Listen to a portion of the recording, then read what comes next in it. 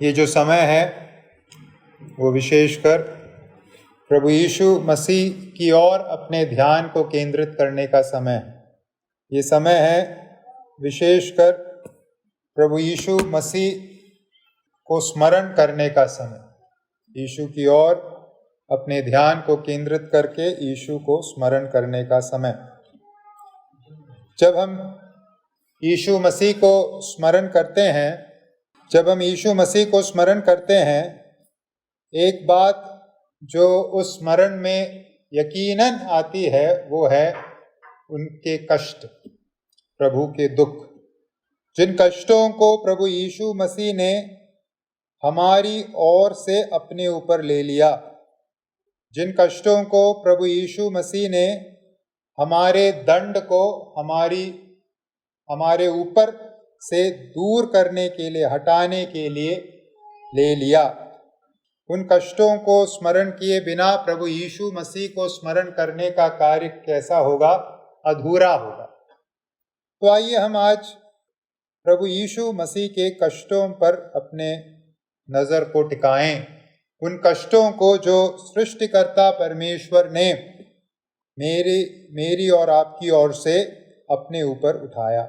जब हम प्रभु यीशु मसीह के कष्टों को परखते हैं, प्रभु यीशु मसीह के कष्टों को हम दो भागों में या दो वर्गों में विभाजित कर सकते हैं। प्रभु यीशु मसीह ने इस संसार के जीवन में कष्ट सहे, कष्टों को उठाया। उन कष्टों को हम दो भागों में विभाजित कर सकते हैं। पहला भाग साधारण कष्ट। उन साधारण कष्टों को प्रभु यीशु मसीह ने उठाया जो मानव जीवन का भाग, क्योंकि प्रभु यीशु मसीह स्त्री से, मरियम से जन्म लेकर इस संसार में मनुष्य रूप धारण करके आए। उस मनुष्य रूप धारण करने के चलते जो सामान्य जीवन के अंतर्गत आने वाले कष्ट थे, उन सब कष्टों को प्रभु यीशु मसीह ने उठाया। प्रभु यीशु मसीह व्यवस्था के अधीन होकर आए। प्रभु यीशु मसीह मनुष्य बनकर आए। प्रभु यीशु मसीह ने एक हिंसक मौत हमारी ओर से क्रूस पर सही। ये सब उन कष्टों के अंतर्गत आते हैं जो सामान्य रूप से संसार में आने के चलते प्रभु यीशु मसीह ने उठाया। उदाहरण के लिए प्रभु के विषय में हम पढ़ते हैं कि प्रभु को भूख लगी। मरकुस रचित सुसमाचार 11:12 में हम पढ़ते हैं, दूसरे दिन जब वह बेथनिया से निकले तो उसको भूख लगी। किसको भूख लगी? प्रभु यीशु मसीह को भूख लगी। सोचिए, जो कौवों के बच्चों को खिलाता है, जो पूरे जंगल के जानवरों को भोजन देता है, वही सृष्टिकर्ता परमेश्वर के विषय में हम क्या पढ़ रहे हैं? उसको भूख लगी। मनुष्य के जीवन में आने वाले साधारण कष्टों को यीशु मसीह ने उठाया। यूहन्ना 19:28 को जब हम पढ़ते हैं, यूहन्ना रचित सुसमाचार 19:28, वहां हम प्रभु यीशु मसीह के प्यास लगने के बारे में पढ़ते हैं। फिर से साधारण जीवन में आने वाले कष्ट। क्रूस पर जब वे टंगे थे तो उन्होंने क्या कहा? एक जो वचन उन्होंने कहा, मैं प्यासा हूं, कहा मैं प्यासा हूं। प्यास मानवीय जीवन की एक बहुत ही बुनियादी एक विशेषता या कष्ट, जिसको हम सब ने सहा है। उस कष्ट को प्रभु यीशु मसीह ने भी उठाया। वो प्यासे हुए। वर्षा को देने वाला परमेश्वर, जल को बनाने वाला परमेश्वर स्वयं प्यासा हुआ। थकान मानवीय जीवन का और एक कष्ट है, थकान। हम सब थकते हैं। हम सब ने थकने के उस अनुभव को अपने जीवन में पाया है। प्रभु यीशु मसीह के बारे में हम क्या पढ़ते हैं? यूहन्ना का सुसमाचार 4 अध्याय उसके 6 आयत में हम पढ़ते हैं, यूहन्ना 4:6, और याकूब का कुआं भी वही था, अतः यीशु मार का थका हुआ उस कुएं पर यूं ही बैठ गया। प्रभु यीशु मसीह थके थे। इस बात को हम इस आयत के अंतर्गत पढ़ते हैं, प्रभु यीशु मसीह थके थे, तो थकावट रूपी कष्ट प्रभु यीशु मसीह ने सहा। यूहन्ना 11:35 हम सब के लिए बहुत परिचित होना चाहिए। किस मानवीय कष्ट को वहां हम प्रभु यीशु मसीह द्वारा उठाते हुए पाते हैं। यूहन्ना 11:35, यीशु रोया। हम में से कौन है जो नहीं रोया? आंसू बहाने के साथ जुड़ा हुआ कष्ट, वेदना, जो मानवीय जीवन का बहुत ही अभिन्न भाग है, यीशु मसीह ने उस कष्ट को भी उठाया। वो व्याकुल हुए, वो रोए। इस प्रकार से अगर हम आगे बढ़ें तो क्रूसित होने से पहले जिस प्रकार से शारीरिक वेदना को इन्होंने उठाया, ठट्टा और मजाक लोगों का जो सहा यीशु मसीह ने, ये सब इस बात को दर्शाता है मानवीय जीवन में आने वाले इस जीवन के अंतर्गत जो साधारण कष्ट है।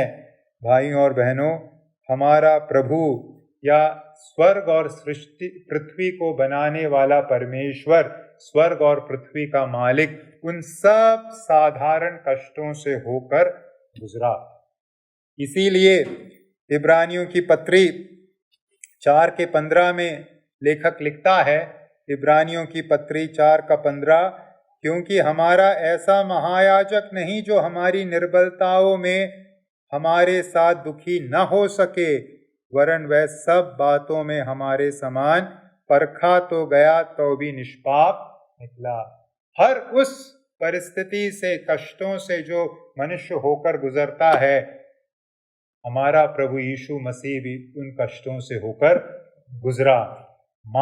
मनुष्य जीवन से जुड़े साधारण कष्टों से हमारा मसीहा होकर गुजरा। तो जब भी हम इस संसार के जीवन में कष्टों से होकर गुजरते हैं, आइए हम इस बात को स्मरण रखें कि जिन कष्टों से मैं और आप होकर गुजर रहे हैं, हमारे प्रभु ने भी हमारी ओर से उन कष्टों से होकर गुजरने का काम किया। हम तो मजबूरी के चलते गुजर रहे हैं, लेकिन प्रभु यीशु मसीह ने स्वयं ऐसा हमारे खातिर किया। इस बात को हम स्मरण रखें। तो प्रभु यीशु मसीह के जीवन में कष्टों को जब हम देखते हैं, पहला जो वर्गीकरण है उसका वो है साधारण कष्ट, मनुष्य जीवन से जुड़े साधारण कष्ट। दूसरा जो वर्ग है प्रभु के कष्टों का, जो हम प्रभु यीशु के जीवन में देखते हैं, वो है असाधारण कष्ट।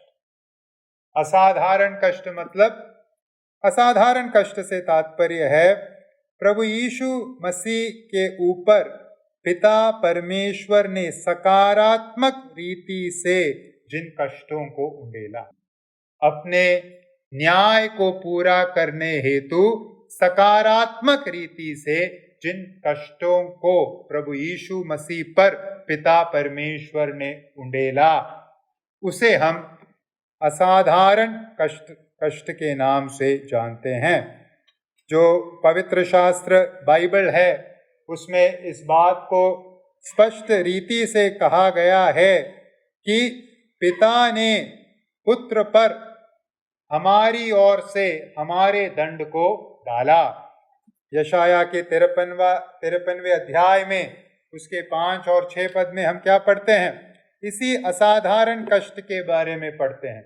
यशाया 53, 5 और 6, परंतु वह हमारे ही अपराधों के कारण घायल किया गया, वह हमारे अधर्म के कामों के कारण कुचला गया, हमारी ही शांति के लिए उस पर ताड़ना पड़ी, और उसके कोड़े खाने से हम लोग चंगे हो जाएं।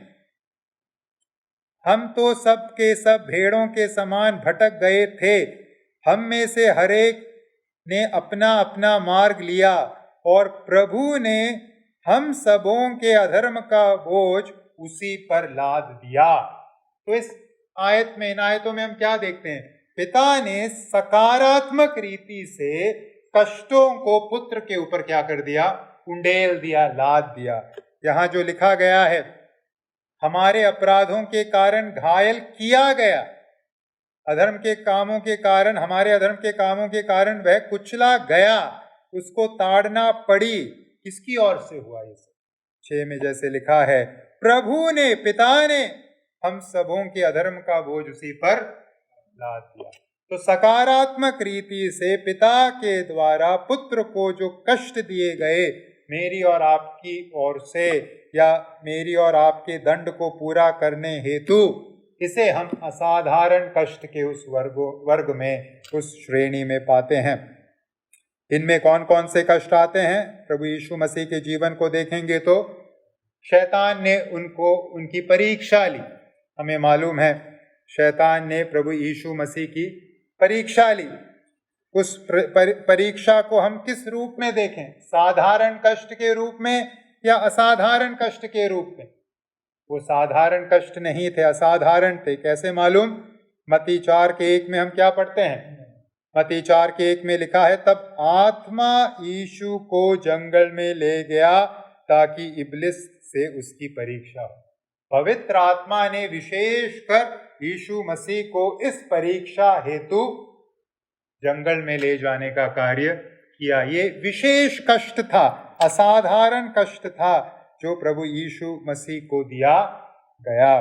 जिस प्रकार से प्रभु ने इस परीक्षा का, जिस प्रकार से ये परीक्षा प्रभु के ऊपर आई, ये परीक्षा एक सामान्य मनुष्य के जीवन में आने वाले परीक्षा जैसी परीक्षा नहीं थी। ये अपने आप में असाधारण परीक्षा थी, क्योंकि ये परमेश्वर द्वारा विशेष रूप से दी गई परीक्षा थी।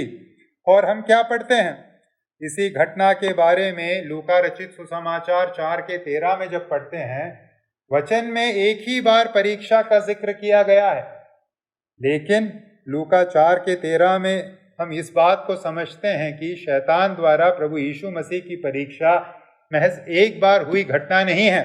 क्योंकि वहाँ लिखा है लूका 4:13 में, जब शैतान सब परीक्षा कर चुका तब कुछ समय के लिए उसके पास से चला गया। कुछ समय के लिए गया, उसके बाद जरूर लौटा होगा, इसीलिए लिखा है कुछ समय के लिए गया। और परीक्षाएं हुई होंगी, लेकिन वचन में हमारे लिए एक ही सैंपल दिया गया है। तो प्रभु यीशु मसीह असाधारण कष्ट से होकर गुजरे। पिता ने विशेष कष्टों को प्रभु के ऊपर डाला। उसमें ये एक कष्ट है जो परीक्षा के रूप में प्रभु ने उठाया। और अधिक अगर हम देखें गतसमने में प्रभु यीशु मसीह के उस अवस्था को देखिए। गतसमने के बगीचे में प्रभु यीशु प्रार्थना कर रहे हैं और कह रहे हैं कि हे पिता, अगर हो सके तो ये प्याला मुझसे हट जाए, दूर कर दिया जाए।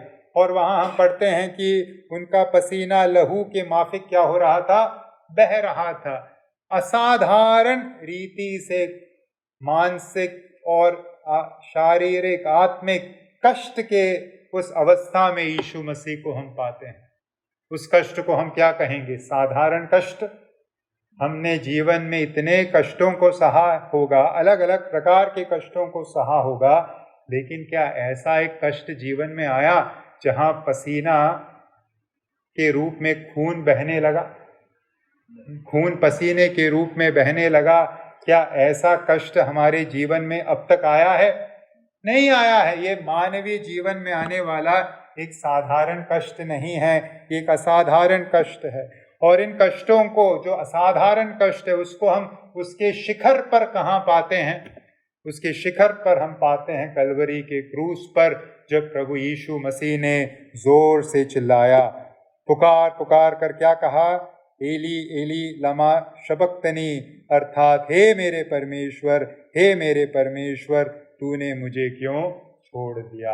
वो जो असाधारण कष्ट है, पिता की ओर से सकारात्मक रूप से, सक्रिय रूप से दिए गए कष्ट, उनको हम चरम सीमा, उसके चरम सीमा पर, शिखर पर, उस क्रूस के उस पुकार में पाते हैं, जब यीशु मसीह ने इस प्रकार से पुकारा। तो परमेश्वर का पुत्र प्रभु यीशु मसीह हमारे खातिर कुचला गया, हमारे खातिर उसने परमेश्वर से दंड उठाया, उसने जख्मों को हमारे खातिर सकारात्मक रीति से उठाया, ताकि जो परमेश्वर का न्याय है वह अपने इन कष्टों के द्वारा क्या कर सके? पूरा कर सके, पूरा कर ले। इन कष्टों को हम असाधारण कष्ट क्यों कह रहे हैं?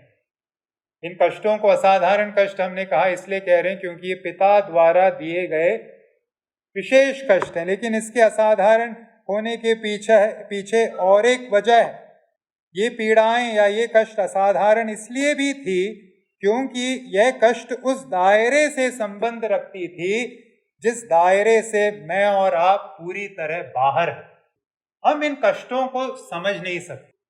प्रभु यीशु मसीह के क्रूस पर, उदाहरण के लिए क्रूस पर प्रभु यीशु ने पुकारा, हे मेरे परमेश्वर, तूने मुझे क्यों छोड़ दिया? कई लोग इस कथन को समझने की कोशिश करते हैं और अर्थ बताने की कोशिश करते हैं, देखो यहां क्या हो रहा है, लेकिन वास्तव में ये हम कभी समझ नहीं सकते इस कथन। हमारे दायरे से बाहर है ये कथन। क्या है कारण?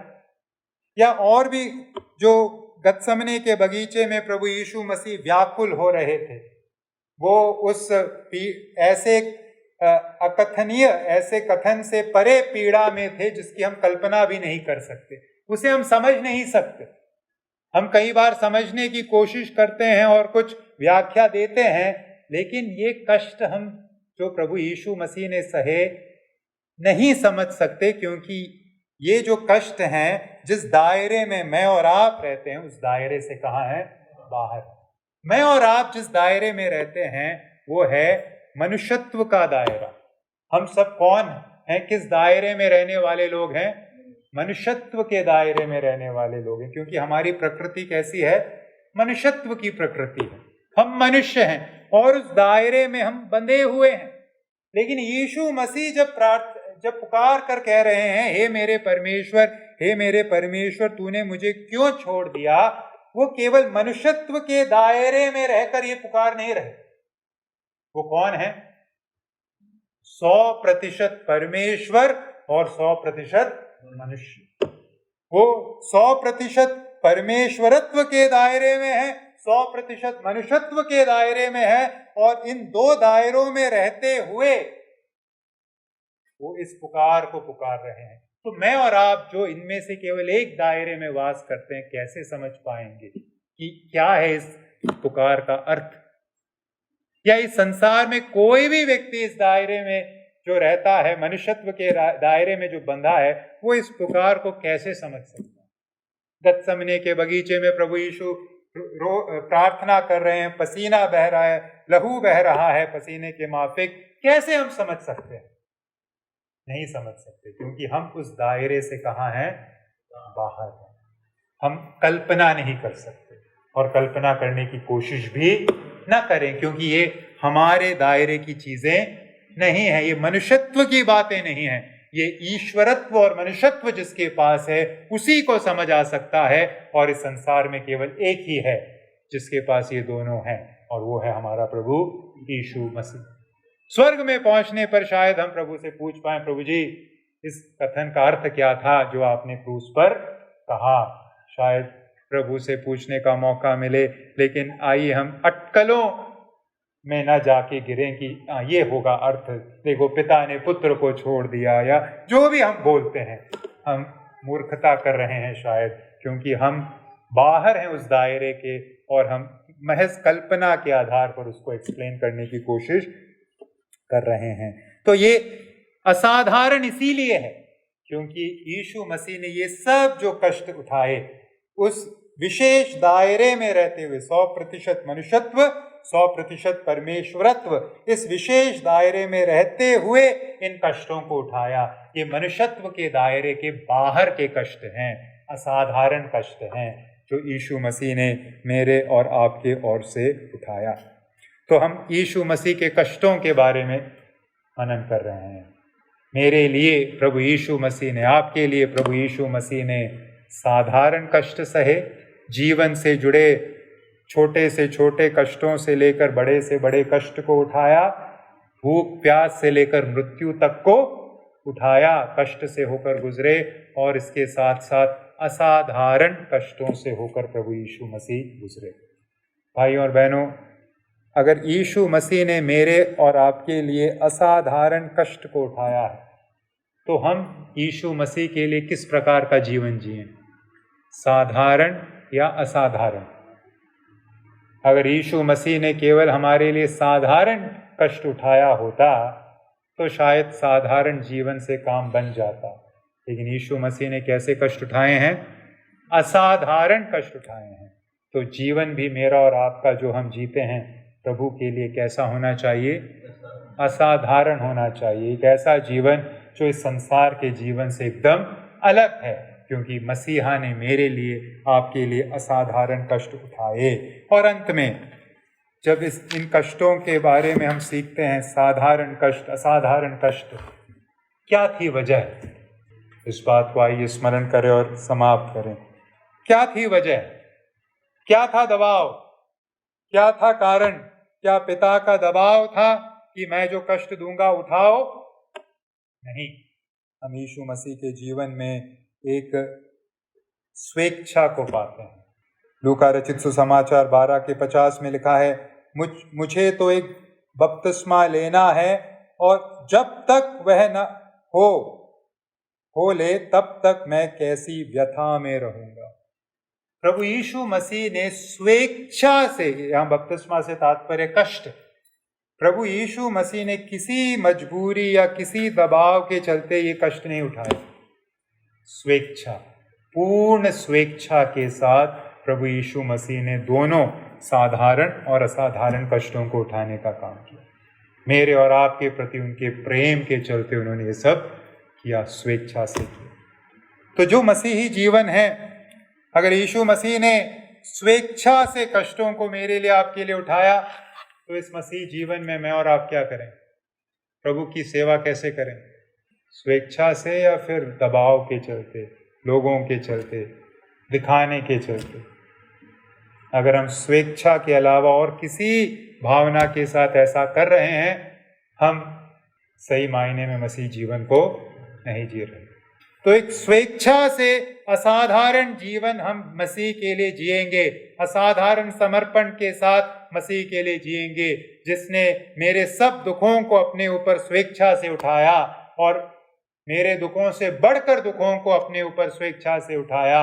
इस बात को मन में रखते हुए एक नए समर्पण के साथ आइए इस मेज में से आज हम भाग लें और अपने आप को प्रभु के हवाले फिर से सौंपें। प्रभु मेरी और आपकी सहायता करें।